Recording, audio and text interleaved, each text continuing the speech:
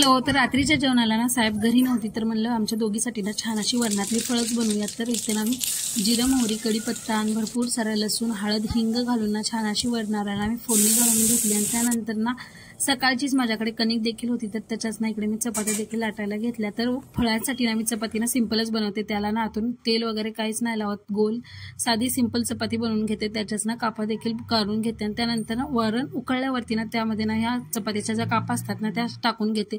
एक दोन वाफ काढून घेतल्यावरती ना छान अशी वरण फळं देखील शिजतात. आणि आमच्या इकडे ना ह्याला वरणातली फळं म्हणतात. तुमच्या इकडे काय म्हणतात मला नक्कीच कमेंट करून सांगा. त्यानंतर ताट ठेवून वरतून थोडंसं पाणी ओतून ना छान अशी वरण फळे शिजवून घ्यायची 2-3 वाफेवरती. मस्त अशी चवीसाठी म्हणा किंवा गार्निशिंगसाठी ना वरतून कोथिंबीर घालायची, एक वाफ काढायची, मस्त अशी फळं शिजून जातात.